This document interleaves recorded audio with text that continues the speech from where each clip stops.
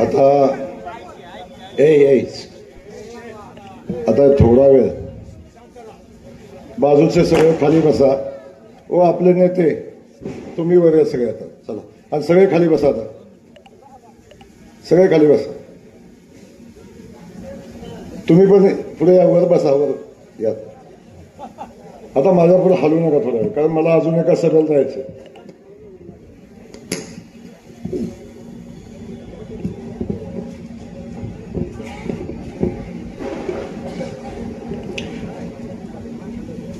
अच्छा,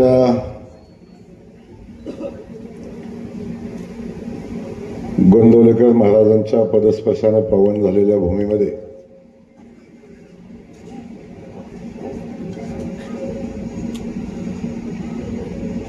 प्रभू श्रीरामाच्या मंदिराच्या समोर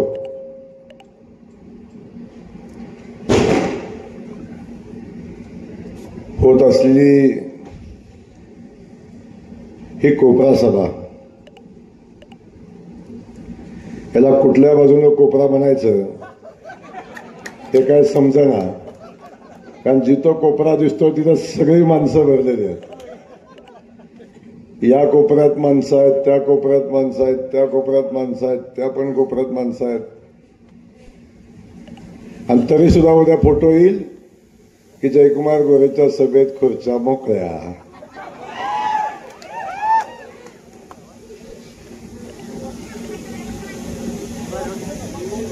अच्छा, या गोंदवले गटाच्या विधानसभेच्या प्रचाराच्या निमित्तानं होत असलेल्या सभेसाठी उपस्थित असलेले स्टेजवरचे सगळे मान्यवर, नावं कुणाचीच घेत नाही कारण सगळेच तेवढ्या तोला मोलाचे, सगळ्यामध्ये प्रचंड क्षमता असलेले. एक प्रातिनिधिक नाव घेईन की ज्या गावामध्ये आज सभा होती त्या गावचे प्रथम नागरिक सन्माननीय जयप्रकाशजी कट्टे, त्यांच्या सोबत हे सगळे स्टेजवरचे सन्माननीय. आणि आपण एवढ्या मोठ्या संख्येनं उपस्थित असलेला, सभा संपायला लागली तरी सुद्धा अजून मोठ्या संख्येनं लोक येत आहेत. त्यामुळं इथं उपस्थित असलेला, रस्त्याने येत असलेले आणि घरापासून निघालेले सगळ्यांचं मी मनापासून या ठिकाणी स्वागत करतो. आणि हे स्वागत करत असताना या ठिकाणी मला मनापासूनचा आनंद होतो, मनापासूनचा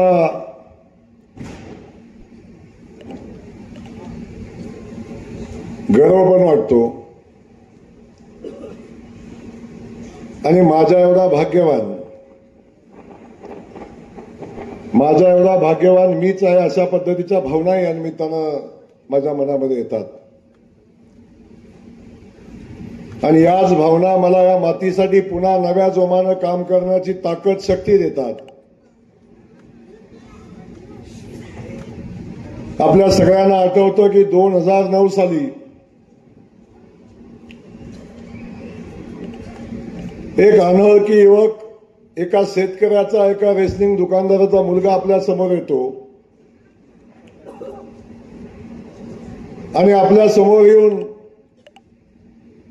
या घटामांच्या मातीला एक स्वप्न दाखवतो की जी माती कायम दुष्काळी, ज्या मातीला पाण्यासाठी त्रासलेली माती, पाण्यासाठी व्याकुळ झालेली माती,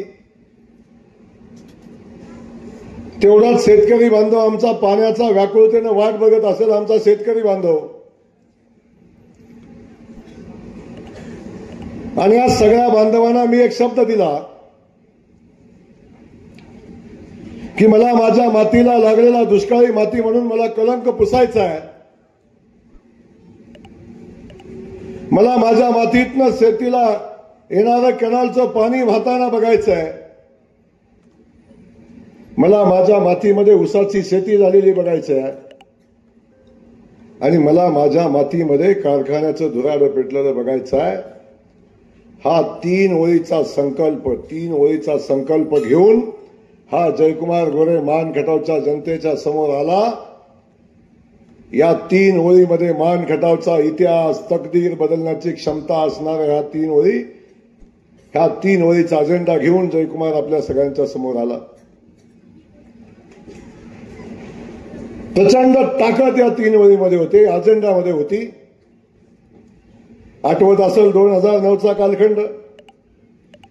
मी सांगायचो निवडणूक लागली एक हँडबिल छापायचं. ते हँडबिल छापलं की त्याच्यामध्ये उमेदवाराचं नाव, त्याच्यामध्ये 2 ओळी लिहिलेल्या असायच्या, मान खटावच्या सर्वांगीण विकासासाठी आणि मान खटावच्या पाणी प्रश्नासाठी हा उमेदवार उभा राहिलेला आहे. त्याचं चिन्ह आहे घोडा, कधी गाडी, कधी हात, कधी काय. चिन्ह बदललं, उमेदवार बदलला, सगळं बदललं, पण त्या 2 ओळी नाही बदलल्या की मान खटावच्या सर्वांगीण विकासासाठी आणि मान खटावच्या पाणी प्रश्नासाठी. हा जयकुमार गोरे आज प्रभू श्रीरामाच्या मंदिराच्या समोर उभा राहून, पवित्र गोंदवलेकर महाराजांच्या मातीमध्ये उभा राहून हा जयकुमार गोरे आपल्याला शब्द देतोय, इथून पुढं भविष्यामध्ये मान खटावच्या कुठल्याही निवडणुकीच्या अजेंड्यामध्ये मान खटावचा पाणी प्रश्न हा आता इथून पुढे येऊन देणार नाही. हा शेवटची निवडणूक, हा शेवटचा अजेंडा, हा शेवटचा हँडबिल, हे शेवटचं हँडबिल आहे. इथून पुढे कुठल्याही हँडबिलवर मान खटावच्या पाण्याचा प्रश्न येणार नाही. मान खटावच्या पाण्याच्या प्रश्नावरची शेवटची निवडणूक आहे. म्हणून मला आपल्या सगळ्यांना सांगायला अभिमान वाटतो, जे स्वप्न घेऊन मी या मातीमध्ये आलो आणि ज्या स्वप्नाला माझ्या या मान खटावच्या वासियांनी, माझ्या माता भगिनींनी, माझ्या बंधूंनी, माझ्या शेतकरी बांधवांनी त्या स्वप्नाला साथ दिली आणि जे पाणी माझ्या भागात घेऊन येण्याचा मी संकल्प केला होता, 2013 साली या मातीमध्ये पहिल्यांदा किरकसालच्या बोगद्यामधनं पहिल्यांदा या मातीमध्ये पाणी आलं. कुणाचा डोळ्यावर विश्वास बसत नव्हता. अनेक जणांनी स्वतःला चिमटा काढून बघितला, खरंच मी मान तालुक्यामध्ये आहे का. अनेकांनी माझी टिंगल केली, अनेकांनी माझी टवाळी केली. अनेक जण म्हणले पाणी पुजण्यासाठी टँकरनं पाणी वरती ओतलंय आणि ते पाणी खाली घेऊन आलाय. अनेक लोक म्हणली पत्र्यावरनं आणलंय. अनेकांनी माझ्या आणलेल्या उरमोडीच्या पाण्याचं टिंगल टवाळी केली. पण मला अभिमान आहे, मला अभिमान आहे. मला आजही आठवतं 2009 साली माझ्या विधानसभेच्या निवडणुकीच्या प्रचाराची सभा पिंटू दादा याच मैदानावर होती आणि माझ्या प्रचाराची सभा संपली. याच ठिकाणी आदरणीय वसंतरावजी कट्टे पाटील इथंच कुठंतरी घर होतं आणि या घराच्या पुढे बसले होते आणि त्यांनी मला बोलवून घेतलं आणि माझं भाषण ऐकल्यावर माझ्या पाठीवर त्यांनी थाप मारली आणि या पाण्याच्या प्रश्नावर संघर्ष करणाऱ्या त्या माणसाला सुद्धा त्यावेळी वाटलं, जे उरमोडीच्या पाण्याचं स्वप्न मी बघितलंय, ज्या उरमोडीच्या पाण्यावर अभ्यास करून हे पाणी असं आलं पाहिजे म्हणून मी सांगतोय, ते पाणी आणणारा एकतरी वाघ या मैदानामध्ये निवडणुकीचा उतरलाय, तो जयकुमार गोरेच्या रूपानं आहे. त्या वसंतराव कट्टे पाटील साहेबांना सुद्धा असं वाटलं. आज आपल्या समोर उभा राहिलेला जयकुमार गोरे आहे. मी गोंदवले गटामध्ये उभा आहे. अनेक लोक मला प्रश्न विचारतात की जयकुमार गोरे गेल्या 15 वर्षापासून सांगतोय पाणी आणतोय, पाणी आणतो, अजून खटावमानच्या मातीमध्ये पाणी आलं नाही, ते पाणी कुठं आहे. माझा या स्टेजवरनं माझा सवाल आहे, गोंदवले गटातलं पहिलं गाव देवाचं गोंदवलं, ब्रह्मचैतन्य महाराजांचं गोंदवलं. त्या गोंदवलेकरांनी हात वर करून सांगा, तुमच्या गावात पाणी आलंय का? आवाज येतोय का? आलंय का? वाघमोडेवाडी दुसरं गाव आहे. वाघमोडेवाडीवाल्यांनी सांगा, पाणी आलंय का? लोदवड्याला ऐकायला जाईल असं सांगा. खालचे गोंदवलं खुर्द, तुम्ही सांगा, तुमच्या गावात पाणी आलंय का?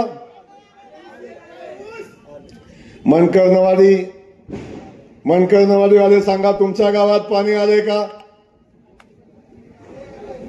अरे आवाज लोदवड्याला गेला पाहिजे. मनकर्णवाडीवाल्यांनी सांगा, पाणी आलंय का? काळेवाडीवाल्यांनी सांगा, पाणी आलंय का? गटेवाडीवाल्यांनी सांगा, पाणी आलंय का? आलंय. आता त्या गट्टेवाडीवाल्यांनी सांगा, पाणी आलंय का? पिंपरीवाल्यांनी सांगा, पाणी आलंय का? पिंपरीचा आवाज एवढा छोटा. आता पिंपरीवाल्यांनी सांगा, पाणी आलंय का? वाकी वरकुटवाल्यांनी सांगा, पाणी आलंय का? आता दिवडवाल्यांनी सांगा, पाणी आलंय का? आलंय. आता दीडवाडीवाल्यांनी सांगा, पाणी आलंय का? आणि एवढं सगळं झाल्यावर मला लोदवडेवाल्यांनी सांगा, पाणी आलंय का? किरकसारवाला संजीव बसलाय, पाणी आलंय का बाबा?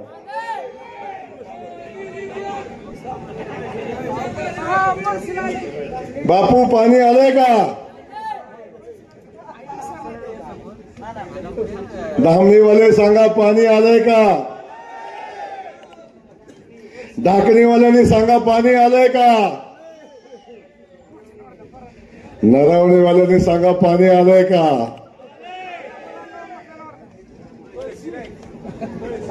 आणि पळशीवाले हातवर करून सांगा, पाणी आलंय का?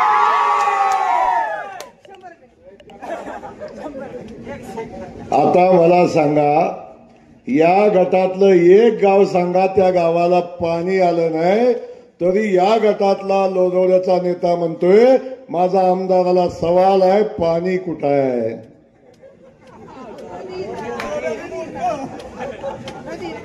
तरी सुद्धा गडी म्हणतोय, पाणी कुठं आहे? आता काय सांगू? पाणी दिसायला आपल्यामध्ये पण पाणी असायला लागतं.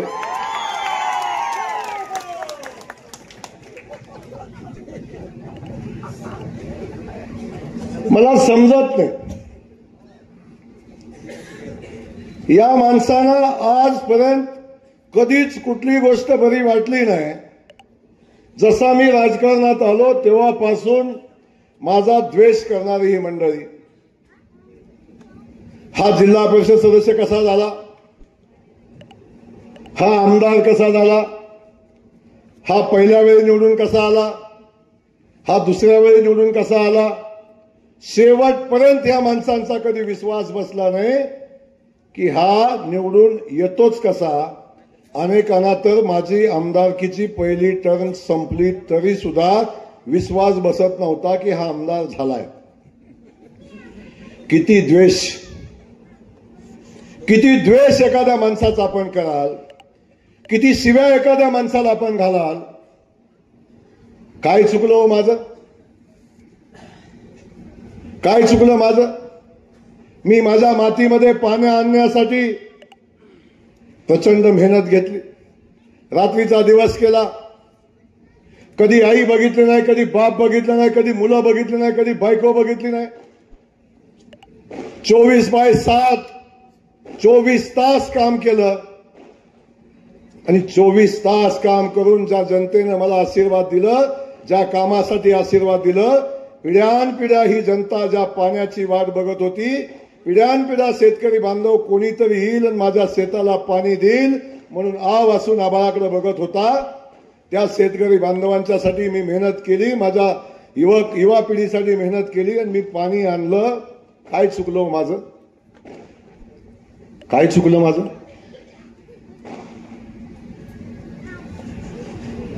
पिढ्यानपिढ्या या भागातली गावाच्या गावं रस्त्यापासून वंचित होती.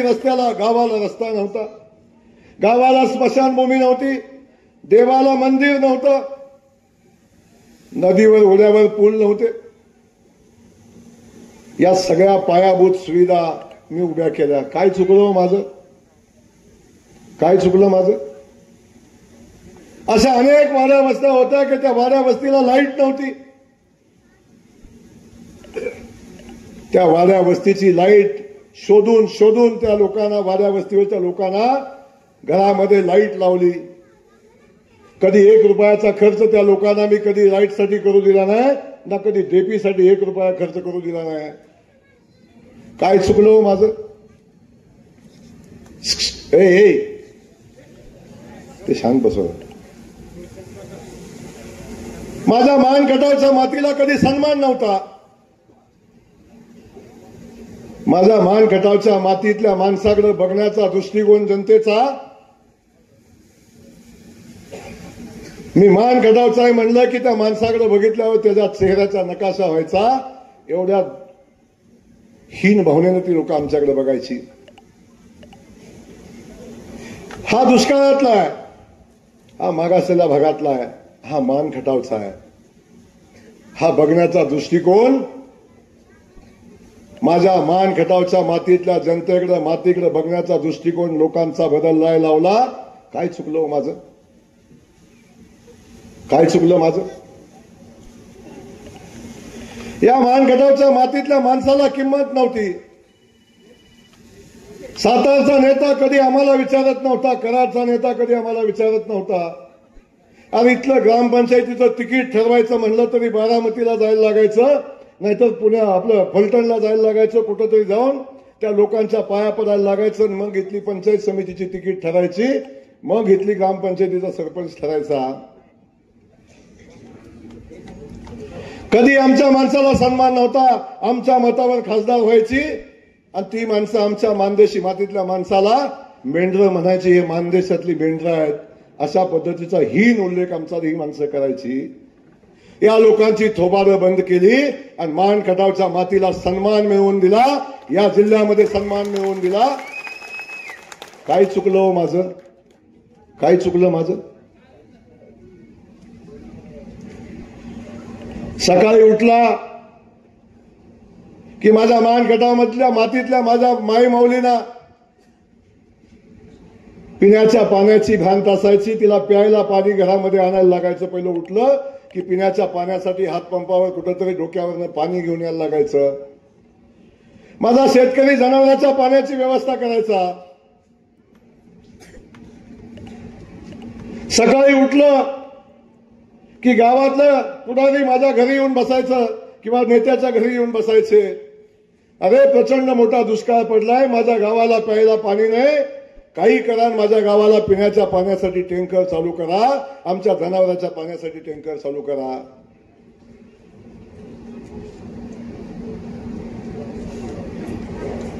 जी लोक माझ्याकडं पिण्याच्या पाण्यासाठी टँकर मागायला येत होती, ज्या मायमाऊली माझ्या पाण्यासाठी वणवण भटकत होत्या, त्या मायमाऊलीच्या शेतामध्ये, घरामध्ये, या शेतकरी बांधवांच्या शेतापर्यंत या जयकुमार गोरेनं पाणी पोचवलं. सांगा काय चुकलं हो माझं? माझी मायमाऊली आज आपल्या घरामध्ये पाणी बघते, शेतामध्ये पाणी बघते, डोळं भरून बघते. तिच्या डोळ्यात आनंद आला, आनंदाश्रू वाहताना मी बघितलं. तिला आनंद झाला, तिला आनंद दिला. काय चुकलं माझं?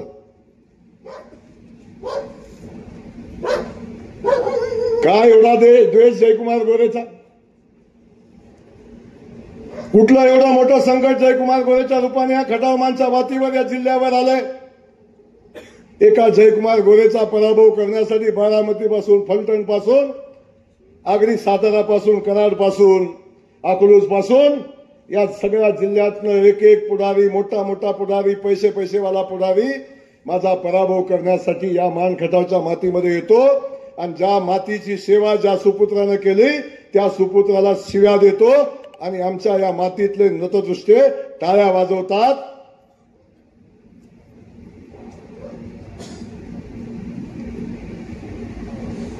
अरे साधा विषय आहे. आत्ताच्या निवडणुकीचा विषय घेतला तरी सुद्धा या निवडणुकीमध्ये आपण बघितलं असेल, विधानसभेचं तिकीट ठरवायचं होतं. विधानसभेचं तिकीट, अरे माझ्या विरोधात उमेदवार ठरवायचा होता. गेल्या 2-2.5 महिन्यापासून यांचा बट्ट्याबोळ चालला होता, यांचा घोळ चालला होता. 2.5 वर्षापासून तिकीट, 2.5 महिन्यापासून तिकीट ठरत नव्हतं. उमेदवार कोण?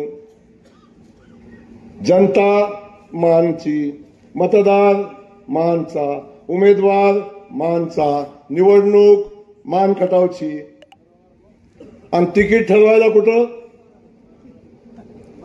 तिकीट ठरवायला कुठं?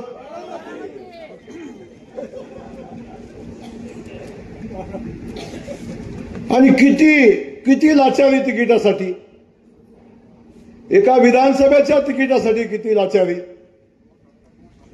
बारामतीच्या दारात जाऊन दिवस लोटांगण घातलं. फलटणमध्ये गेले. फलटणमध्ये तो नेता खुर्चीवर, आणि त्याचं घर बघा झाडलं सुद्धा नसतं, नावालाच राजा आहे. हे पुढारी खुर्चीवर, नेता खुर्चीवर, आणि आमचा आमदारकीचा उमेदवार पोत्यावर. तिकीट देता का? तिकीट देता का? तिकीट देता का? तिकीट देता का? अरे एका तिकिटाची भीक मागण्यासाठी ज्या माणसानं मान खटावच्या मातीला 19 वर्षापासून मंत्री असताना दुष्काळी ठेवलं, पृथ्वीच्या अंतापर्यंत या मान खटावच्या मातीत पाणी येणार नाही म्हणणाऱ्या अवलादीकडे आपण तिकीट मागायला जाता. हा मान खटावचा स्वाभिमान आहे? हा स्वाभिमान मान खटावचा आहे? परवा मी बातमी वाचली, कोणतरी म्हणलं पवार साहेबांनी हे पाणी आधीच आणलं होतं. माझा मान खटावच्या जनतेला सवाल आहे,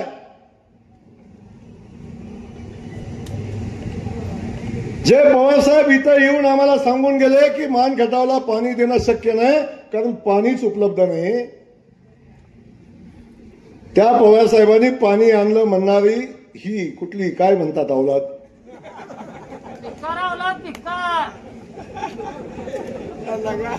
म्हणजे या मातीबद्दल प्रेम नाही ना, या शेतकरी बांधवांच्या बद्दल प्रेम नाही, या मातीतल्या लोकांच्या बद्दल प्रेम नाही.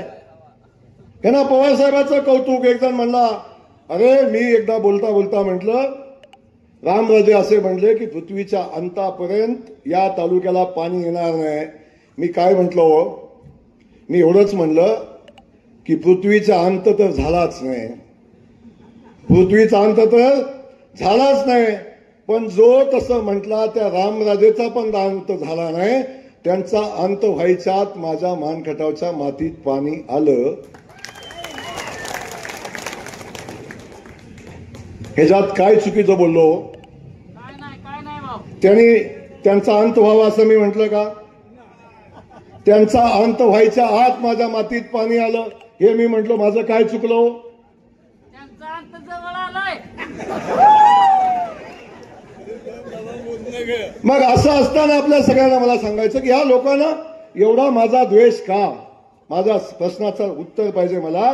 का द्वेष? या तालुक्यामध्ये फिरतात. हो काका खाली बसा. जाऊ दे. अरे ते जातात, तुम्ही एवढा कशाला दंगा करताय? तुम्ही शांत राहा.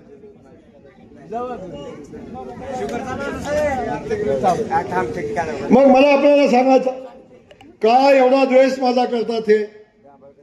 या निवडणुकीमध्ये यांचा अजेंडा काय? माझ्या पुढे उमेदवार कोण आहे? कशासाठी निवडणुकीला उभा राहिलाय? कशासाठी?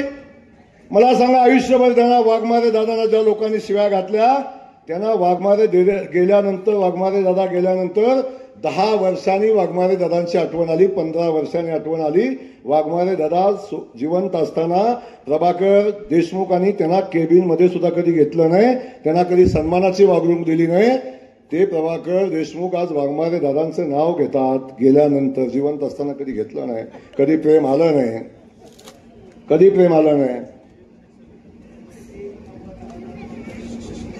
अनेक लोकांची नावं आज ते घेतात आणि ते त्यांनी आणलं. हो दादा, हो. अनेक लोकांना अशा पद्धतीच्या भूमिका सांगतात. माझा या स्टेजवरच सवाल त्यांना पुन्हा एकदा आहे की मला एवढंच सांगा, एवढा माझा द्वेष का?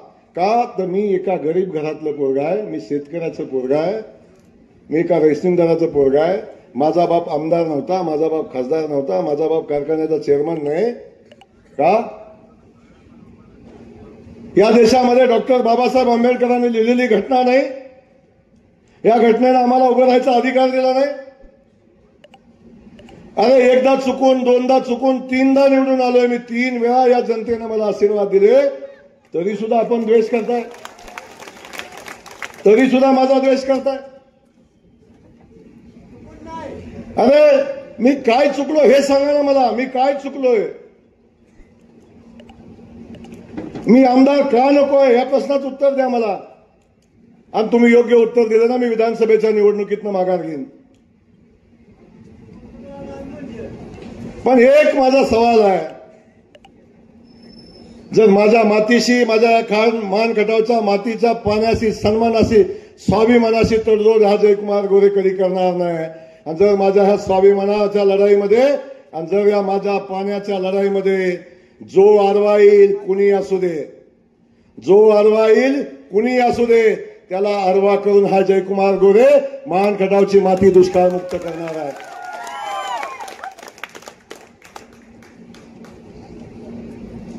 अरे उरमोडीचं पाणी आलंय,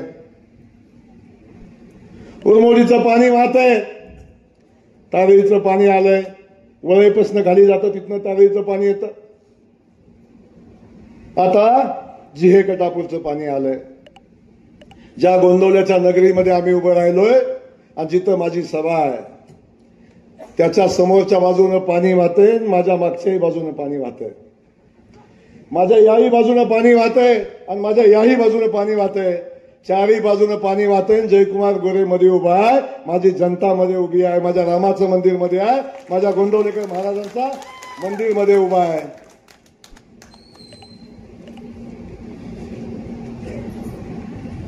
आणि असं असताना जे कटापूरचं पाणी मी सोडलं, प्रचंड मेहनतीनं पाणी आणलं. 22 किलोमीटरचा बोगदा दादा, 22 किलोमीटरचा बोगदा. म्हणजे 15 वर्ष काय करत होता? तुला कसं कळेल मी 15 वर्ष काय करत होतो? अरे आईच्या पोटातनं जन्म घ्यायला सुद्धा 9 महिने 9 दिवस लागतात. 9 महिने 9 दिवस. 22 किलोमीटरचा बोगदा खोदलाय, 22 किलोमीटरचा बोगदा. पाणी कटापूरमधनं उचललंय, 22 किलोमीटर बोगदा टाकून आंधी धरणात आणलं, तिथून ते पाणी माझ्या मानगंगेमध्ये वाहतंय. मला अभिमान आहे माझा आणि माझ्या मातीचा. अरे कृष्णा माईला मी मध्ये आणून सोडलं आणि माझ्या माता भगिनींनी त्या पाण्याचं पूजन केलं. डोळं भरून पाणी त्या माझ्या माता भगिनींनी बघितलं. तुला काय करणार त्या पाण्याची किंमत? अरे त्या पाण्याचा बी आदराने अपमान केला. त्या कृष्णा माईला सुद्धा सोडलं नाही, मानगंगेला सोडलं नाही, त्याचा अपमान केला. म्हणलं हे मानगंगेला आलेलं कृष्णेचं पाणी नाही, हे पाणी पावसाचं आहे. हे पाणी पावसाचं आहे. आता मला सांगा, आता पाऊस गेला, पाऊस गेल्यावर 1 महिना पाणी वाहत होतं. आता मी जसं राजेवाडी तलाव भरला, अरे काय बदल बघताय तुम्ही बघा.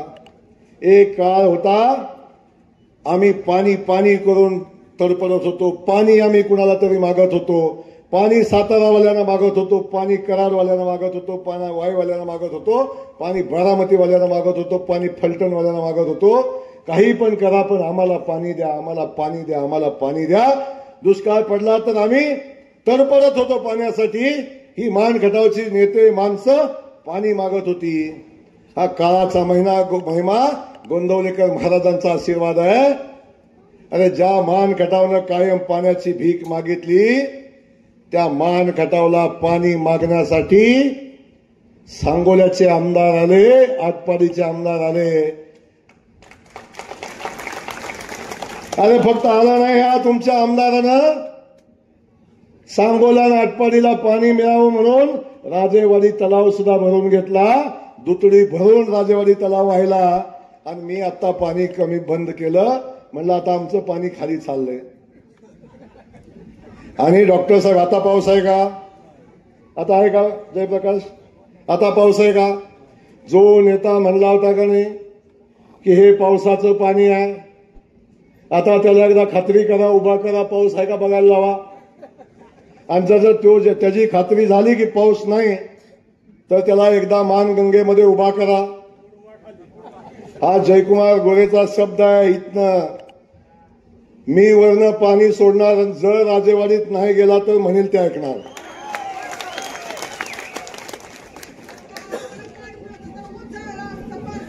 हा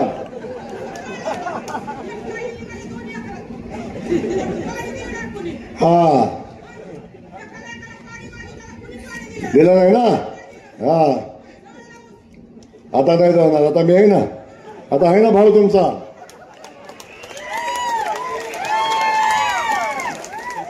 तो मला या सगळ्या गोष्टी बोलत असताना, मी पाण्यावर बोललो तर माझं वाटतं मी 12 तास आरामशीर भाषण करेन. तर पाणी माझं जीवन आहे. या परमेश्वरानं मला जीवन पाण्यासाठी दिलंय.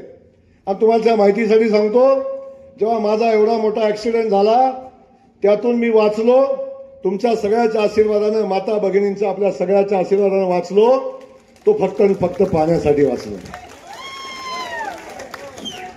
परमेश्वरानं सुद्धा सांगितलं, जयकुमार थांब, अजून तुझी वेळ झाली नाही.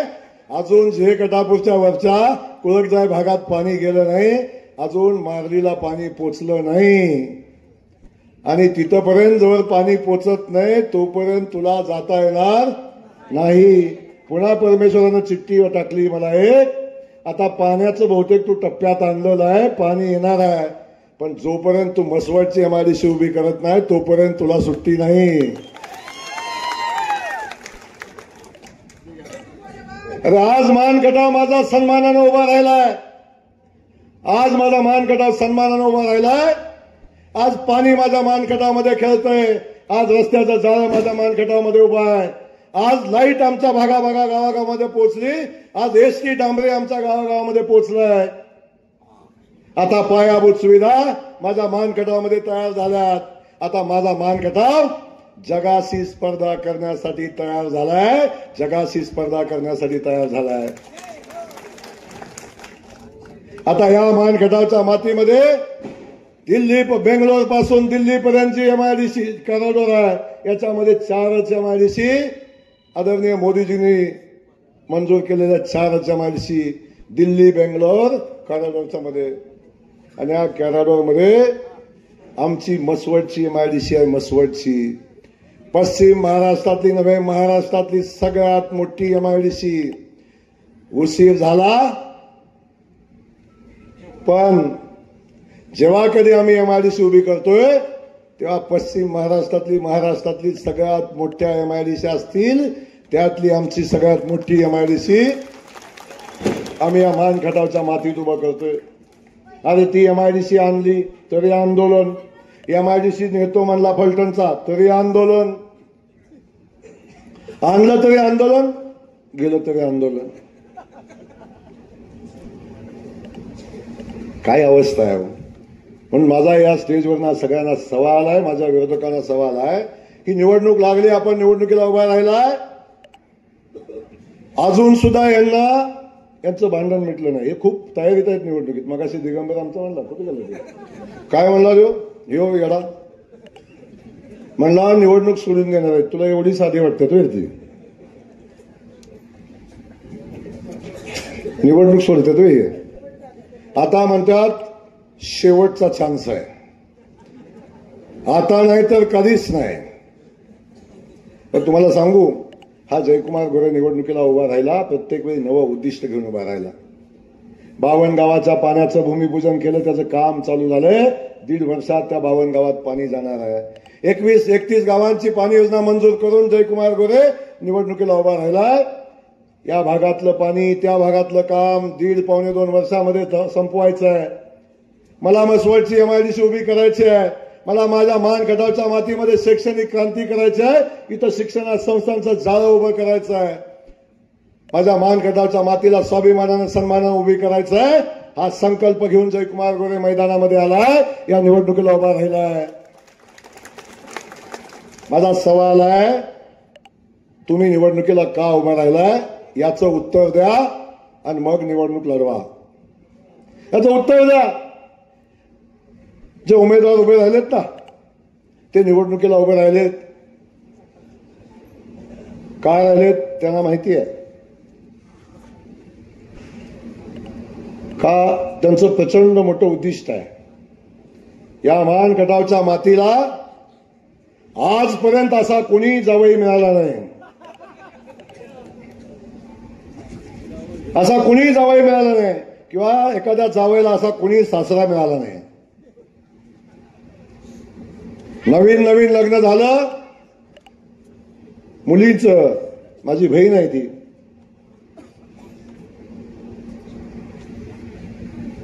आणि माझ्या जावयाला आता खटाव तालुका वेगळा होणार आहे. 29ला खटाव तालुका वेगळा होणार आहे, विधानसभा मतदारसंघ वेगळा होणार आहे.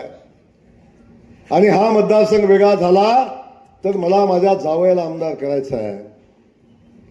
या निवडणुकीत माझा पराभव होणार आहे मला माहिती आहे, पण तरी सुद्धा भविष्यात माझ्या जावयाला जर वाट तयार करून द्यायची असेल आमदारकीची तर मला उभं राहायच लागेल.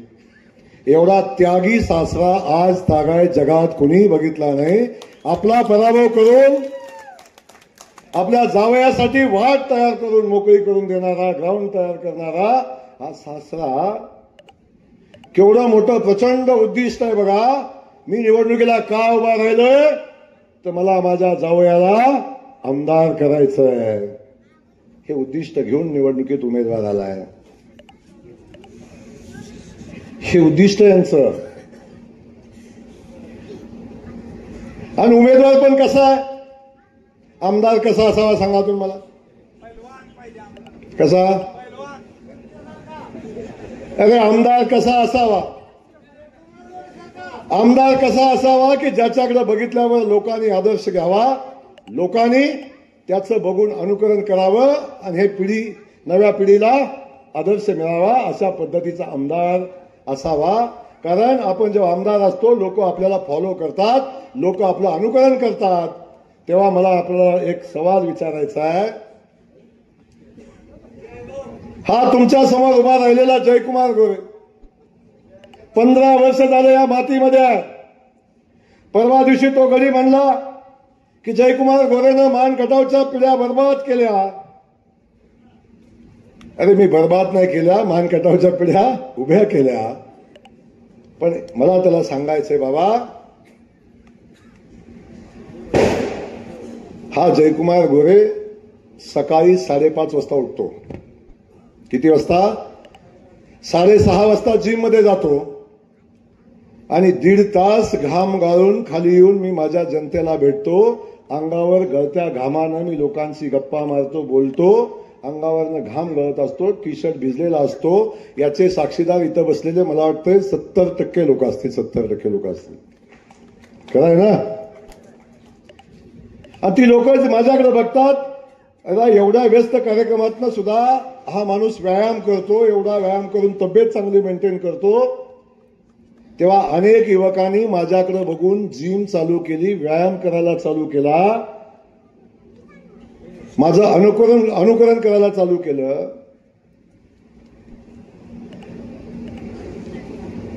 आणि हा जयकुमार गोरे फक्त जिम नाही करतोय, कधी सुपारीचं खांड नाही खाल्लं, कधी तंबाखूचं सेवन नाही केलं, कधी गुटखा नाही, कधी मावा नाही, कधी पत्त्या नाही.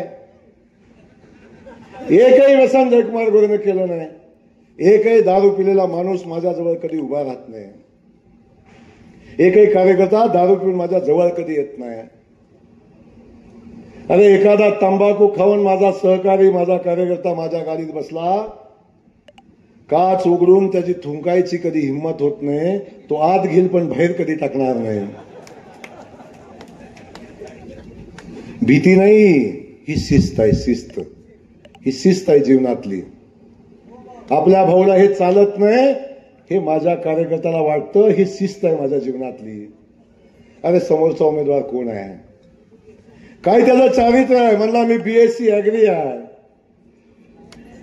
आणि जयकुमार गोरे 10वी आहे. नाना आमचा मागं बसला. नाना GS झालो तेव्हा मी कितवीला होतो सांग त्याला एकदा.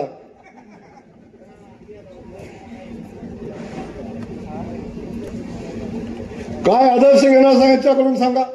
आमचा समोरचा उमेदवार आहे ना, दुपारी 1 वाजली ना, एक वाजली दुपारची की 1 वाजली की याचं चंद्रयान जे उड्डाण घेतं ना, 1 वाजल्यापासून याचं चंद्रयान उड्डाण घेतं. रात्री 12 वाजता ते चंद्रावर पोचतं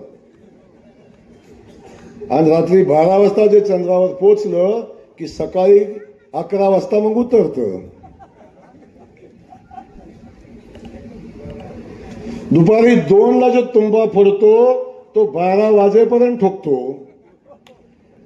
आणि पुन्हा जे झोपतो तो सकाळी 11 वाजता उठतो. मधल्या कालखंडात आमच्या एखाद्या कार्यकर्त्याला, आमच्या एखाद्या सहकार्याला कधीतरी तुमची गरज लागली, कधी दवाखान्यात लागली, कधी ऍक्सिडेंट झाला, कधी कुठं जायला लागलं किंवा एखादी अडचण आली, पोलीस स्टेशनची अडचण आली, तर मला सांगा अशा घड्याला तुम्ही कुठं फोन करणार, कुठं फोन करणार. अरे रात्री 3 वाजता ह्या जयकुमार गोरेला फोन करून बघा. 3 वाजता हा जयकुमार गोरे फोन उचलतो. माझ्या कार्यकर्त्याला धीर द्यायचा, त्याला आधार द्यायचा, त्याला मदत करायचं काम हा जयकुमार गोरे करतो. आणि याला कुठं फोन लावायचा हो. ह्याची गाडी चंद्रावर, काय म्हणायचं, चांद मामा आमच्याकडे आहे का तिकडं, असला तर दे जरा फोन, माझा ऍक्सिडेंट झालाय. काय करणार. काय परिस्थिती आहे. कुठला माणूस आपण आमदार करायला चाललो. अरे वय वर्ष अजून 50 व्हायचंय.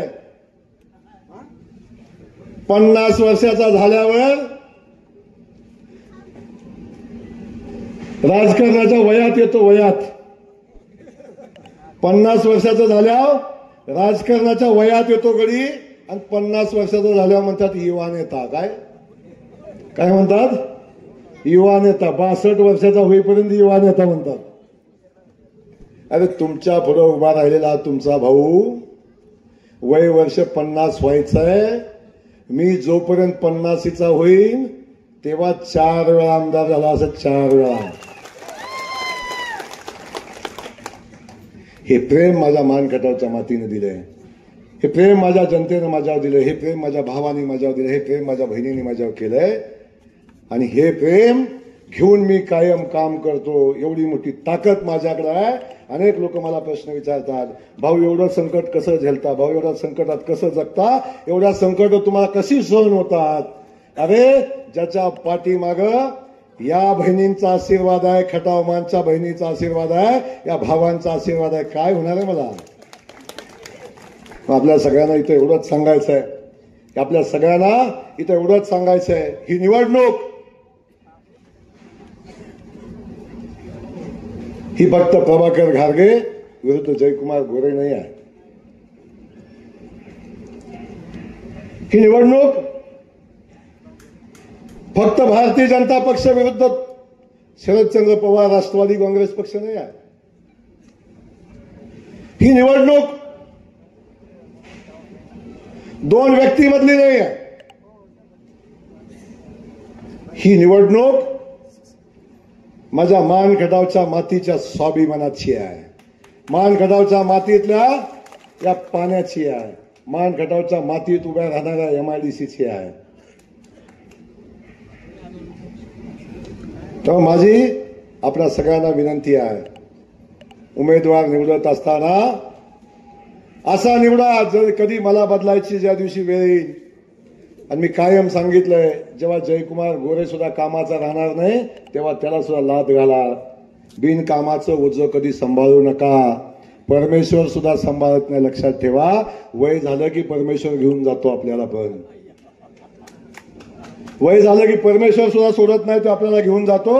कारण हा आता या पृथ्वी तलावर राहण्याच्या पात्रतेचा राहिला नाही, हे परमेश्वर आपल्याला सांगतो. आयुष्यभर असं गडी सांभाळलं आणि त्यातून एवढं नुकसान झालं. आता ते करू नका. ज्या दिवशी बदलायची वेळ येईल तेव्हा माझ्यापेक्षा चांगला निवडा. जयकुमार गोरेपेक्षा चांगला असला तर अवश्य निवडा, पण ती वेळ कधी येऊ देणार नाही. आपल्याला जबाबदारीने सांगतो, ज्या दिवशी माझी जनता मला कंटाळेल, ज्या दिवशी माझं मान खटावचं काम संपेल, तेव्हा जयकुमार गोरे ती वाट बघणार नाही. मी ज्या वर्षी उभा राहणार नाही त्या दिवशी समजून चालायचं होतं की मान खटावची जनता मला कंटाळलेली आहे. आणि मी ज्या दिवशी उभा राहणार त्या दिवशी धरून चालायचं, मी आमदार होणार. मी ज्या दिवशी उभा राहणार त्या दिवशी मी आमदार होणार. त्यामुळे कुणी काही म्हणू द्या, कुणी काही सांगू द्या, कुणी काही बोलू द्या, आमदार मी होणार. म्हणून आपल्या सगळ्यांना एवढंच सांगतो, खूप बोलण्यासारखं आहे, अजून खूप वेळ बोलू शकतो, पुढची सभा आहे, पण या ठिकाणी मी सांगेन भारतीय जनता पक्ष आपल्या पाठीशी उभा आहे.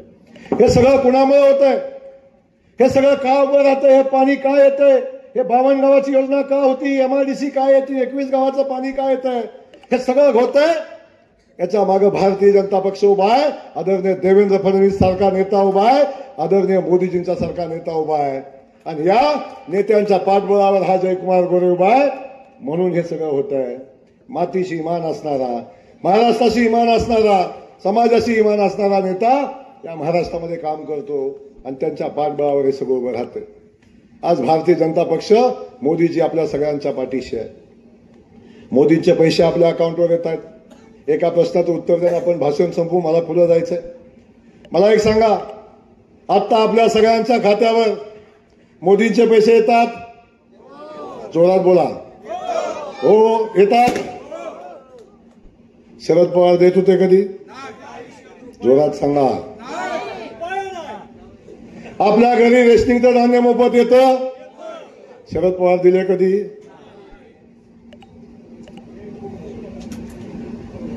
आपल्या लाईटचं बिल माफ झालं? शरद पवारांनी केलं कधी? 1 रुपयात शेताचा विमा काढला जातो? शरद पवारांनी काढला कधी? माझ्या लाडक्या बहिणीच्या खात्यावर 1,500 रुपये येतात? पवार साहेबांनी दिले कधी?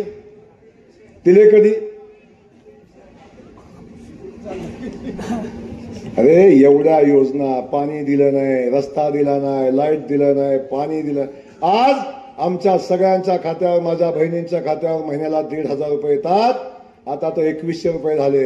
हे सगळे बादर काय म्हणतात? आता बंद होणार आहे. काय होणार आहे? जर बिन काळेपिटीची आग लावायची कुठं शिकायचं असेल तर कुठं बारामती ट्रेनिंग घ्यायला लागेल. अरे तुमचं झालं का मोदींचे पैसे बंद? आता हे कसं बंद होईल? अरे हा भाव आणि देवेंद्र भाऊचा शब्द आहे, मोदींचा शब्द आहे, 5 वर्ष माझ्या बहिणीचे पैसे कधीही बंद होणार नाही. आता तर 2,100 रुपये झाले. मग वर्षाला 25,000. किती? वर्षाला 25. 5 वर्षाला किती? 1.25 लाख रुपये. बहिणीनं लक्षात ठेवा. आता तो गडी म्हणतोय माझ्याकडे लय पैसे आहेत, मी सगळ्या बहिणींना विकत घेणार आहे आणि मी हे सगळं 15 तारखेपासूनच चालू करणार आहे. गोरे मला पुन्हा वाटून देणार नाहीत. काय म्हणतोय? आता ताई 5 वर्षात देवा भाऊ 1.25 लाख रुपये देतो. 1.25 लाख मोठं का मताला दिलेलं 1,000 रुपये मोठं?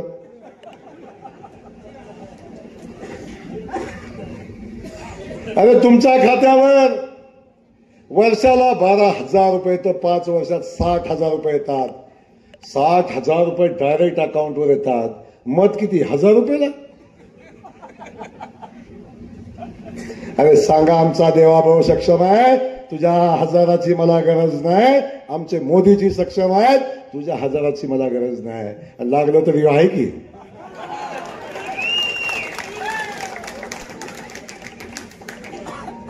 अरे काय सांगा ना, सगळं मग. आता मी सगळ्या शेतकरी बांधवांना आनंदाची बातमी देतो. अरे मोदीजी आले परवा आणि मोदीजींनी आदरणीय देवेंद्र फडणवीस साहेबांची बैठक झाली आणि त्यांचं ठरलं आमच्या महाराष्ट्रातल्या शेतकऱ्यांना मदत करायची आहे आणि निर्णय घेतला. निवडणुकीमध्ये भारतीय जनता पक्षाचं सरकार आलं. 3 लाखापर्यंत माझ्या शेतकऱ्यांचं कर्ज माफ करण्याचा निर्णय आमच्या सरकारने घेतला आहे. आता मला सांगा, पाणी येतंय फुकट, लाईट फुकट, रेशनिंग, बहिणीला पैसे खात्यावर, रुपयात विमा, सगळं कसं चाललंय? सगळं कसं चाललंय? एक नंबर चाललंय. आता काय अडचण आहे आपल्याला? मग आता त्यांना सांगा आमचं सगळं ओके चाललंय, तुम्ही आता इकडे येऊ, एवढी विनंती करेन. अनेक विषय आहेत. मग अशी बोलता बोलता अण्णा कोण बोलताना म्हणलं मराठा समाज बांधवांच्या आरक्षणाचा विषय. आता इथं स्क्रीन लावल्यानंतर मी सांगितलं असतं. अरे माझा हा जयकुमार गोरे आहे. या जयकुमार गोरेची जात ही मानखटावची माती आहे. मानखटावची जनता ही माझी जात आहे. यांनी माझी जात मला तालुक्यात आल्यावर दाखवली. पण मला अभिमान आहे माझ्या मराठा समाज बांधवांचा. मला अभिमान आहे माझ्या मराठा समाज बांधवांचा की ह्यांच्या द्वेषाच्या राजकारणाला हा बांधव कधी बळी पडला नाही. अरे या जयकुमार गोरेला माझ्या मराठा समाज बांधवांनी 3 वेळा आमदार केलं. धनगर समाज बांधवांनी केलं. 18 पगड जातीतल्या माझ्या सहकार्याने केलं. कधी जातीपातीचं राजकारण कधी केलं नाही. अरे या जयकुमार गोरेनं जेव्हा कुणाच्या तोंडातनं शब्द निघत नव्हता, या जयकुमार गोरेने विधानसभेत उठून सांगितलं माझ्या मराठा समाजाला आरक्षण दिलं पाहिजे, माझ्या मराठा समाजातल्या गरीब मुलांची शिक्षणाची फी माफ केली पाहिजे. ही भूमिका जयकुमार गोरेने मांडली. जिल्ह्यातल्या कुठल्या आमदारात धमक नव्हती, राज्यातल्या कुठल्या आमदारात धमक नव्हती. आणि आता हे गडी रात्रीचं फिरतायत. 2:30 वाजता, 2 वाजता, 1 वाजता. जनता सब जानती है, पब्लिक है सब जानती है. काळजी करू नका. आपल्या सगळ्यांना एवढंच सांगतो, आता ही निवडणूक आहे. 5 वर्ष तुम्ही मला 15 वर्ष मला आपण आशीर्वाद दिले. 15 वर्ष मनापासून सेवा केली. 24/7 सेवा केली. आता खूप आपल्याला अजून करायचंय आणि हे करण्यासाठी तुमच्या सगळ्यांच्या आशीर्वादाची आवश्यकता आहे. हा तुमचा भाऊ तुम्हाला शब्द देतोय, 24/7 मानखटावची सेवा करेन. या मानखटावच्या स्वाभिमानाला कधी धक्का लागू देणार नाही. या मानखटावच्या मातीच्या स्वाभिमानाला धक्का लावून देणार नाही. या मानखटावच्या मातीचा दुष्काळी माती म्हणून कलंक पुसून दाखवेन आणि या मानखटावच्या मातीला एक विकसित माती, आमचा मानखटाव विकसित मानखटाव घडवून दाखवेन. एवढा शब्द आपल्याला देतो. 20 तारखेला आपण सगळ्यांनी कमळाच्या चिन्हापुरतं बटन दाबून पुन्हा एकदा तुमच्या भावाला विधानसभेत पाठवावं एवढी विनंती करतो. थांबतो. जय हिंद, जय महाराष्ट्र. सतीश आवगडे यांनी आभार मानले.